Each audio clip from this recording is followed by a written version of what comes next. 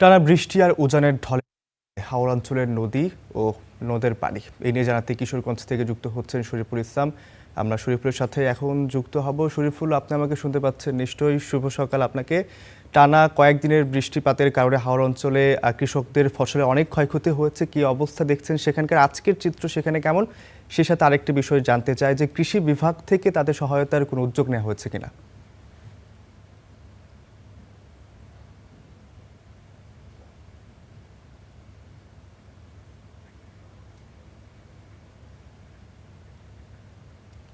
শরীফুল, শরীফুল, আপনি আমাকে শুনতে পাচ্ছেন কিনা? ফসলের ক্ষয়ক্ষতির কি চিত্র দেখছেন জানাবেন আমাদের।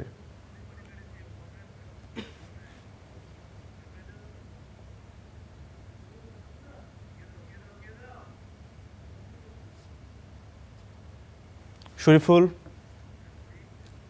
রৌফ, আপনাকে জানিয়ে রাখি যে নতুন করে কিশোরগঞ্জের হাওরে কিন্তু 268 হেক্টর জমির ধান কিন্তু নতুন করে তলিয়েছে, যে কারণে কিন্তু আসলে কৃষকদের মাঝে যে হতাশার ছাপ সেটি যতই সময় যাচ্ছে ততই কিন্তু বৃদ্ধি পাচ্ছে। আপনাকে জানিয়ে রাখি, সরকারের পক্ষ থেকে উদ্যোগ নেওয়া হয়েছে কৃষকদের কাছ থেকে 1440 টাকা দরে ধান কিনবেন। তবে কৃষকদের অভিযোগ, সিন্ডিকেটের কারণে কিন্তু তারা এই যে 1440 টাকার যে মূল্য সেটি কিন্তু তারা পাচ্ছেন না। তারা যেটি বলছেন যে মাঠে যে কৃষকরা তারা ধান বিক্রি করছেন সেটি 650 থেকে 700 টাকা মন বিক্রি হচ্ছে।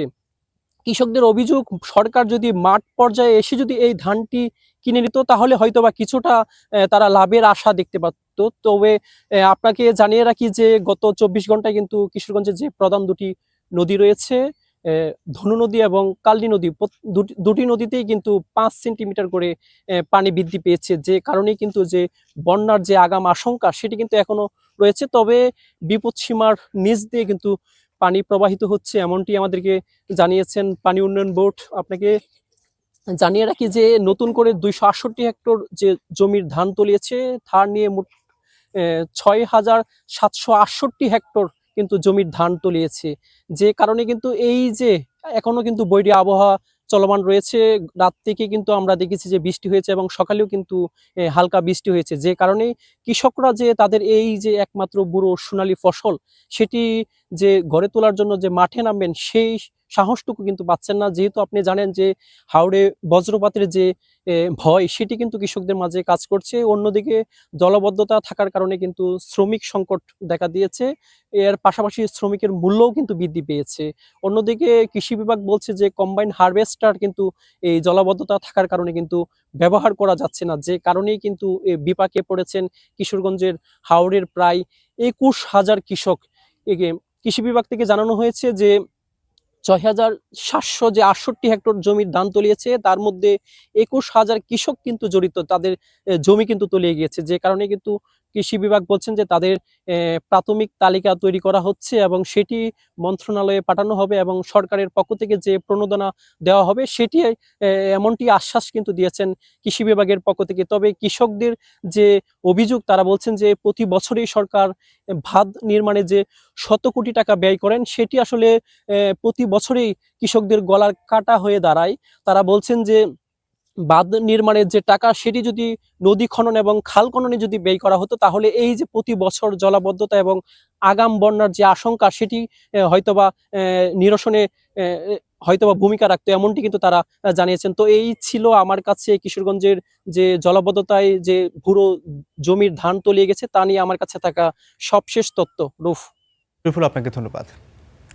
দর্শক, কয়েকদিনের ভারী বর্ষণে ক্ষতিগ্রস্ত বোরো ধান এই নিয়ে জানাতে বাগেরহাট থেকে যুক্ত হয়েছেন আমাদের সহকর্মী এস সোহান। আমরা সোহানকেই ঠিক একইভাবে সোহানের কাছ থেকে জানতে চাই, সোহান, বাগেরহাটে কি পরিমাণ জমির ধান ক্ষতিগ্রস্ত হয়েছে, সেই সাথে আরও একটি বিষয় জানতে চাই যে স্থানীয় কৃষি বিভাগ থেকে তাদেরকে সহায়তা দেয়া হচ্ছে কিনা।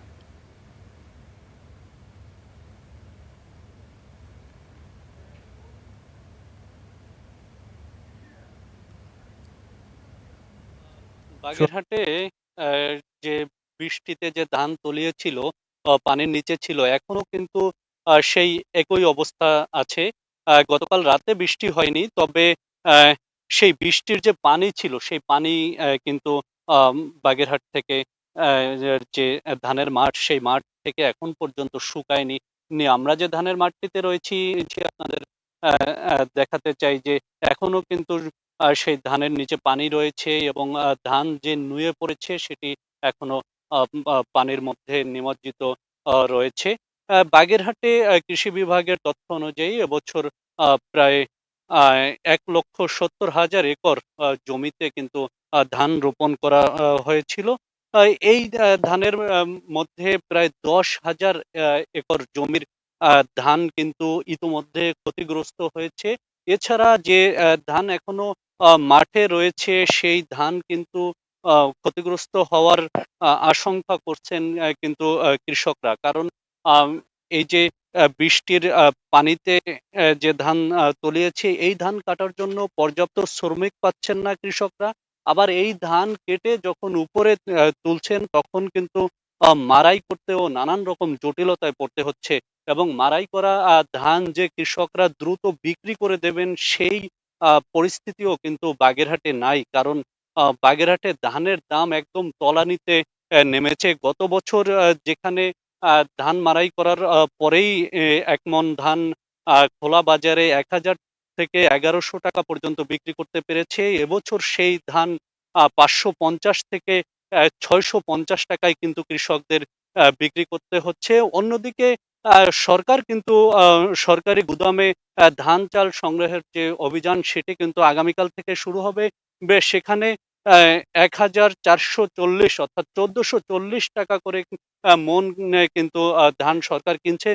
তবে এই কৃষকরা সেই ধান বিক্রি করতে পারবেন না।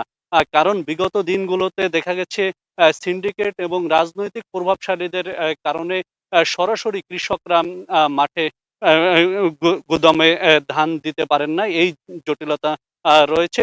সবকিছু মিলিয়ে এবছর বড় কৃষকরা আসলে লোকসানে পড়বেন বলে আমাদেরকে জানিয়েছেন। বাগেরহাট থেকে এই ছিল আমার কাছে ধান চাষীদের সংকটের সর্বশেষ খবর। সোহান, আপনাকে অসংখ্য ধন্যবাদ।